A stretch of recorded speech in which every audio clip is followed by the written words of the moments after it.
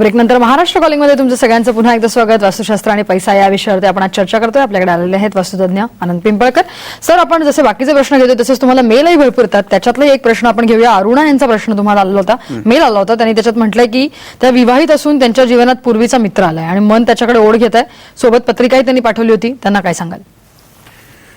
Mail त्यांचा पाहिला, त्यांची पत्रिका पाहिली।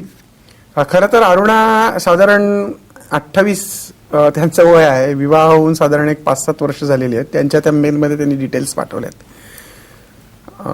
त्यांना मुलगाही आहे, त्यांच्या पतीबरोबर त्या सुखी आहेत आणि त्यांच्या जीवनात त्यांचा पूर्वीचा बॉयफ्रेंड आला आहे। थोडासा सिरियस मॅटर होता म्हणून हा आवर्जून घेतला गेला। पत्रिका पाहिली, पत्रिकेमध्ये शुक्र राहू युती आहे आणि सगळ्यात महत्वाचं म्हणजे जर तू माझी मुलगी असतीस तर मी तुझ्या 2 थोबाडीत मारले असते पहिल्यांदा।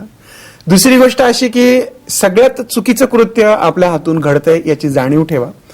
विवाहित स्त्रीला अशा पद्धतीच्या गोष्टी ह्या शास्त्राने अत्यंत निषिद्ध मानल्या गेलेल्या आहेत। यामुळे तुमचं सौभाग्य तर धोक्यात येईलच, पण तुमच्या सांसारिक जीवनाची माती व्हायला वेळ लागणार नाही। जुना बॉयफ्रेंड होता त्यावेळेस तो प्रश्न विषय मिटून गेलेला आहे। माणसाच्या जीवनामध्ये अशा प्रकारच्या घटना होत असतात। एक स्वप्न समजून तुम्ही ते विसरून जा।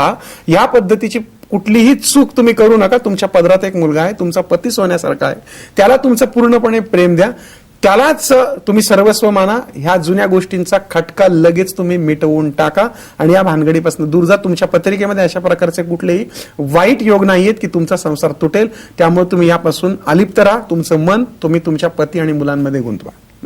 नक्की महत्वाचा आणि गंभीर विषय होता। आपण आपल्या विषयाकडे परत येतोय, तो वास्तुशास्त्र आणि पैसा या संदर्भात आपण बोलत असताना तुम्ही आज बऱ्याच वस्तू आणल्यात। जाता आता प्रेक्षकांना ह्याचं थोडंसं हे सांगाल? वास्तविक ह्या सगळ्या ज्या वस्तू आहेत या वस्तू दाखवण्यासाठी आणल्यात। या वस्तू विकणे, त्याचं मार्केटिंग करणे असला कुठलाही उद्देश नाही। केवळ या वस्तू तुम्हाला माहिती असाव्यात, काय असाव्यात, कोणकोणत्या असतात, शास्त्रकारांनी काय काय निर्माण केलेले आहेत, काय त्याच्या मागे गमती जमती आहेत। आणि या वस्तू ठेवल्या म्हणजे पैशाचा पाऊस पडतो आणि फार मोठा चमत्कार होता असं जर डोक्यात असेल तर ते पहिलं काढून टाक। शास्त्रकार सांगतात त्या लावून पहा। तुमचे सायंटिस्ट म्हणतात की त्यातनं काही बोवीस एनर्जीज, अशा पद्धतीच्या वस्तू लावल्यानंतर जीवनामध्ये बऱ्याच लोकांच्या आनंददायक घटनाही घडलेल्या आहेत। त्याला प्लेसिबो इफेक्ट सुद्धा म्हणू शकतो आपण, त्याला श्रद्धाही म्हणू शकतो। कोणत्याही देवाला आपण जातो, तो देव दगडातच असतो, पण त्याला हात जोडता, तुम्ही त्याला प्रार्थना करता, तो तुम्हाला पावतो। याचाच अर्थ काय होतो की तुमच्या मनातली श्रद्धा काम करते। तशाच प्रकारच्या वस्तू या शास्त्रकारांनी काही एनर्जेटिक बनवलेल्या आहेत। त्याच्यामध्ये श्रीयंत्र असेल, क्रिस्टल बॉल असेल, कुलूप असेल, एक मोठं जम्बो पिरॅमिड, अशा असंख्य प्रकारच्या वस्तू आहेत की ज्या शास्त्रकारांनी बनवलेल्या आहेत। जुन्या शास्त्रकारांनी, काही सायंटिस्टनी नवीन वस्तूंचा त्याच्यामध्ये अंमल केलेला आहे वास्तुशास्त्राचा अभ्यास करून। या सगळ्या वस्तू तुम्हाला जर पाहायच्या असतील तर ठाण्याला आमचं जे प्रदर्शन आहे त्याच्यामध्ये तुम्ही त्या पाहू शकता। त्या घेतल्याच पाहिजेत, त्या लावल्याच पाहिजेत, त्या लावल्याच गेल्या तर आपलं खूप चांगलं होणार असं मुळीच नाही। ह्या केवळ माहिती करून घ्या काय असतं। जसं आपण एखाद्या म्युझियम मध्ये जातो आणि त्या वस्तू पाहतो, तर तुम्ही अशा पद्धतीने या माझ्या आणि हे जो खाली स्क्रोल येतो याच्यामध्ये तो ठाण्याचा पत्ता, फोन नंबर आहे, तुम्ही त्या ठिकाणी या वस्तू जाऊन पाहू शकता। हे प्रदर्शन फार प्रचंड काही मोठं वगैरे नाही, छोटंच आहे, फक्त तुम्हाला या गोष्टींची माहिती व्हावी यासाठी आम्ही ते प्रदर्शन। साधारण या सगळ्या वस्तूंचा तुम्ही म्हटलात त्याप्रमाणे कशा प्रकारे लोकांना फायदा होऊ शकेल? प्लेसिबो इफेक्ट जर आपण म्हणतो तो एक महत्वाचा मुद्दा आहे। याच्यातनं एनर्जीज काही वाहतात हे मात्र निश्चित आहे, कारण बोवीस जर्मन शास्त्रज्ञ जे बोवीस होते त्यांनी बोवीस मीटरचा शोध लावलेला आहे आणि या वस्तूंमधनं एक प्रकारची ऊर्जा। आता तुम्ही मला सांगा, कोणत्याही मंदिरात आपण जातो आणि मंदिरात गेल्यानंतर एक प्रकारचं वेगळं वातावरण असतं। मंदिरामध्ये घंटेचा टणत्कार होतो, ती ठणकण जेव्हा घंटा वाजते तेव्हा वातावरणामध्ये एक वेगळीच एनर्जी वाटते।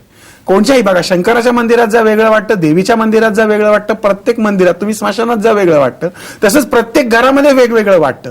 ज्यावेळेस एखाद्या घरामध्ये खूप भकास किंवा काही त्रासदायक वाटतं त्यावेळेस अशा प्रकारच्या वस्तू तुम्ही तुमच्या घरामध्ये ठेवून तुमच्या घरामध्ये तुम्ही, आणि तुम्हाला वस्तूंची गरज नाही, तुम्ही तुमच्या घरामध्ये अशा बऱ्याच गोष्टी आहेत। आता तुमच्या घरात येणाऱ्या सवाष्णींना हळदी कुंकू लावलं, घरामध्ये हसी विनोद जर झाले, घर स्वच्छ राहिलं, घर सुवासिक राहिलं तरी सुद्धा तुमच्या घरात एनर्जी निर्माण होतात। नक्कीच सर, तुम्ही इथे आलात या विषयावरती एवढं छान मार्गदर्शन केलं। भरपूर फोन तर येतातच आहे आणि म्हणूनच मला वाटतं आपण 5 फेब्रुवारीला परत आनंद पिंपळकर सरांना भेटू शकतो आणि आपण विषय पुन्हा आज घेतोय वास्तुशास्त्र आणि पैसा या विषयासह। परत भेटूया 5 फेब्रुवारीला।